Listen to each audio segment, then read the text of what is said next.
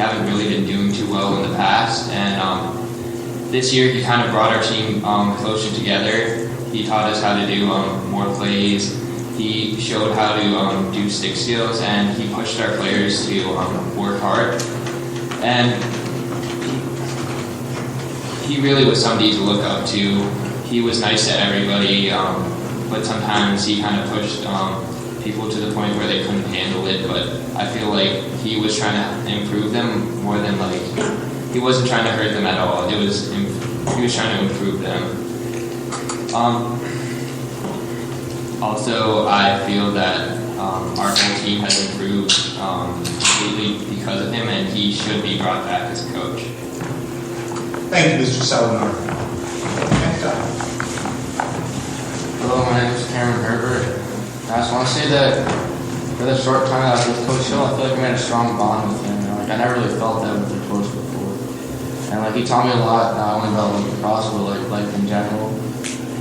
And I saw a big improvement with from last year's team to this year's team. We improved a lot, and we beat some teams that were we had close games with teams that we would never be close with before.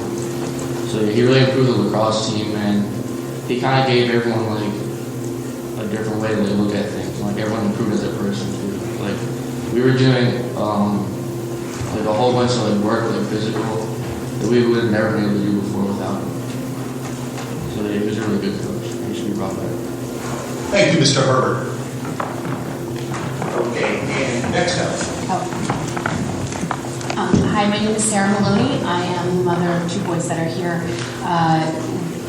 Andrew, a current freshman, and Will, a current sophomore. I just want to say I'm really proud of all these boys coming out here to speak up for their coach and what they think is right.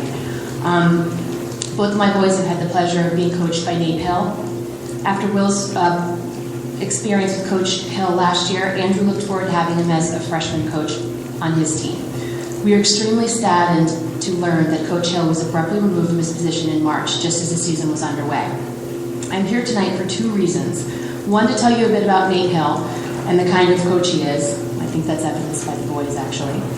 And second, I want to bring to the board's attention, while we appreciate that personnel matters are to remain private, there is much concern over the lack of due process, investigation, etc. around Nate's removal as coach. We feel proper procedure was not followed, unsubstantiated accusations were made, and quite frankly, the whole situation feels quite like a witch hunt. Our experience with Coach Nate has been spectacular. He has always been a positive role model for his players. He is strict but fair. He sets expectations and holds his players accountable. Last year, I watched my son Will and his teammates become stronger both on and off the lacrosse field. Not only did they learn new skills and become better lacrosse players, but they came together as a team, gaining maturity, accepting personal responsibility, and growing into young men who were ready to take on the next challenge. Many of these boys have moved on successfully to be on the JV and varsity teams at Columbia.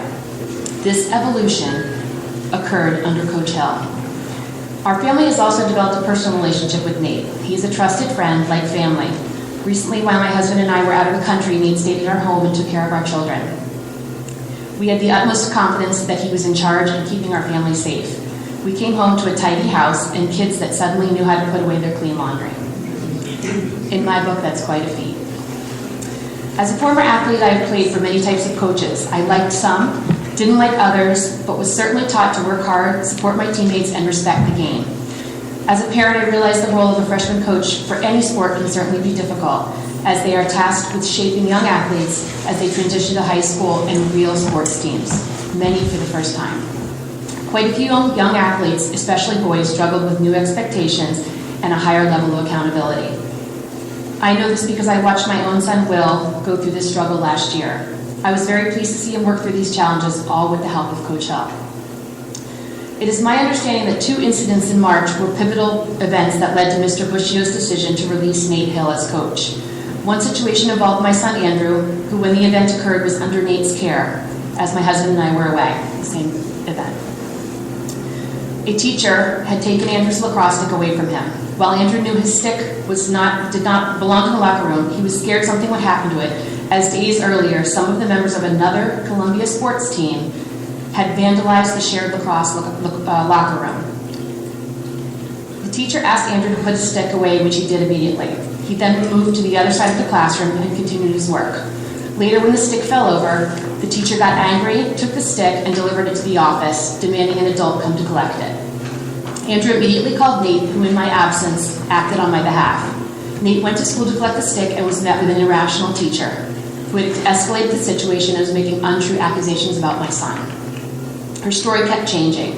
Nate was there to help, had identified himself as in charge of Andrew and as the freshman lacrosse coach, and he tried to solve the problem. Subsequently, he was somehow in trouble for getting involved. Andrew was given a Saturday detention for no reason, and no further investigation was done, even after I attempted to talk to Mr. Bushy about this matter. 30 children in the classroom who saw the incident were not even questioned. The second incident involved a member of the freshman team and Coach Nate Hill. Apparently, there was a disagreement that occurred at lacrosse practice. The player got angry, used foul language at Coach Hill, and there was a good deal of yelling. While heated at times, it was brought under control quickly by Mr. Hill. I was not a witness to any of these events myself, but I'm aware that once again, no investigation occurred. No one asked the team, who were all witness to this situation, what had happened. Instead, allegations made against Coach Hill were then used as a reason to release him as the coach. I am sad and disappointed that the current freshman team has missed out on having Coach Hill as their leader. They looked forward to the season together and were heartbroken to see him removed. I am here representing many concerned parents to ask the board to look into this matter more comprehensively. All allegations and incidents should be thoroughly investigated. Due process should occur. We owe that to all parties involved. Thank you. Thank you, Mr. Buck. And sir, did you use your time to the floor? I yielded some of it. Did she take all of it? Yes, she took the full 3 minutes. Can I borrow 2 minutes from somebody else? Is there anyone else who has time to yield? Can I put my name on the list again? If you got to order, the kids were good at being concise. I appreciate you've had a very long day. And let me just say thank you for giving me the opportunity to speak. Thank you, ma'am. My son, Jacob Walthour, spoke a few minutes ago about lack of African-American role models in the sport of lacrosse. He and I have traveled for the last 5 years all over the eastern seaboard. And we've gone to lacrosse tournaments where there were as many as 2,400 young men. And we could not count the number of African Americans at that tournament on one hand.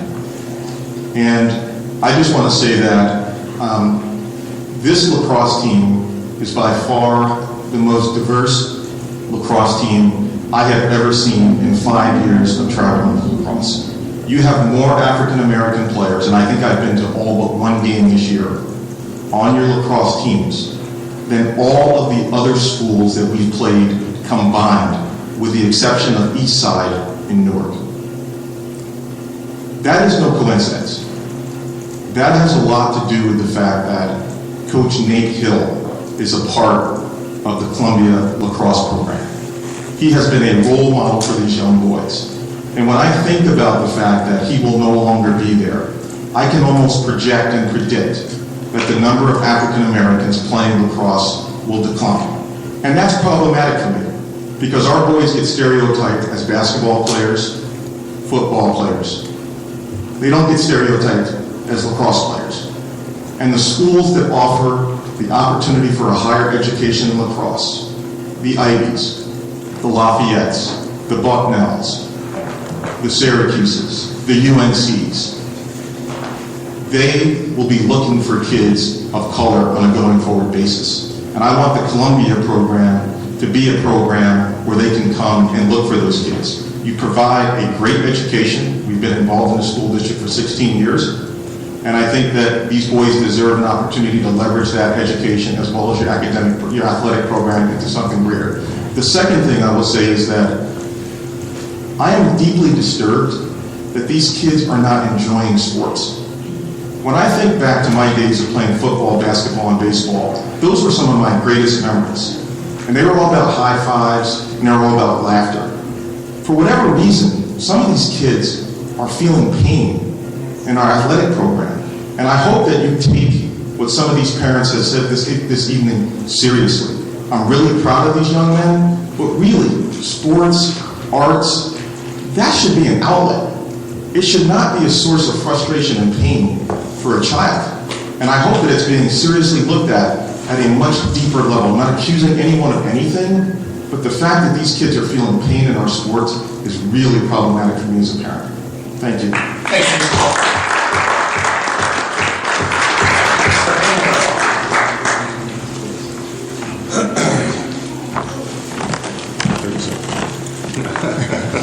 Come on, dude, really?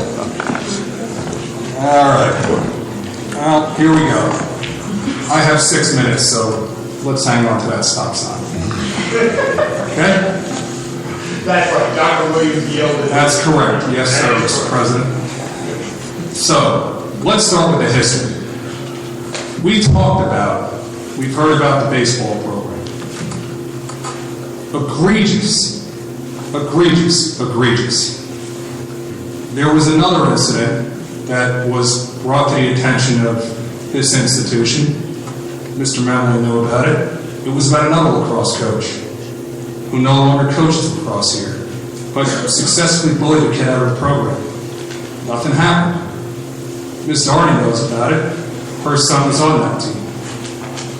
They knew about what happened. I'm here to speak on behalf of Nate Hill. I've known this young man a very, very long time. He spends a lot of time in my home. In the circles that I run in, character alone dictates who's allowed to run in the circles with the hangers. Character. We bring to the table a host of things and opportunities for young men and young women all the time. Nate personifies that. Nate, as a young man who's had a tough life on his own, has taken all of the lessons that he's gotten in life from many of the people in this room and has shared them and channeled them and have been a conduit for those individuals. Every single young man that I've talked to that has come in contact with Coach Hill has had nothing but positive things to say. Problem, though, we go to the intimidation portion of this. Kids don't want to say anything because they're afraid of repercussions. What does that mean to my playing time if I go against what the program says or what the athletic director says? Because that's an authority figure. And young people are taught, well, you listen to your authority figure. In the case of the other incident, there were multiple parents that came to me after that gentleman departed the program and said, wow, we were wrong. Wow, we should have really stepped up. Wow, look what the guy did when he abandoned the program. Now, you have the baseball team, you have this situation, you have a trainer who I honestly, I gotta believe she's got video on somebody. Because reality check, I don't know a single kid, not a single kid, who's had a situation with the trainer that has walked away going, oh, that was okay. No, normally it's like, oh my God, I can't believe I just got harassed. I can't believe it. Folks, we have a situation where Coach Hill was let go by an athletic director who didn't hire him. The board does the hiring. Is that correct? Yes. We approve, correct. When I ask questions, I'm asking because I'm ignorant. And for me to continue my thought process, I need the answer. So if the board's responsible for hiring, wouldn't the board be the responsible party for firing? Is somebody not counsel? Yes? Sure. We approve Okay, it. excellent. Yeah. Okay, no, I'd like to We know. don't hire, we just approve the administration's recommendations on. Okay, so if you disapprove, that would, if somebody recommends that, you'd have to vote on as a collective, correct?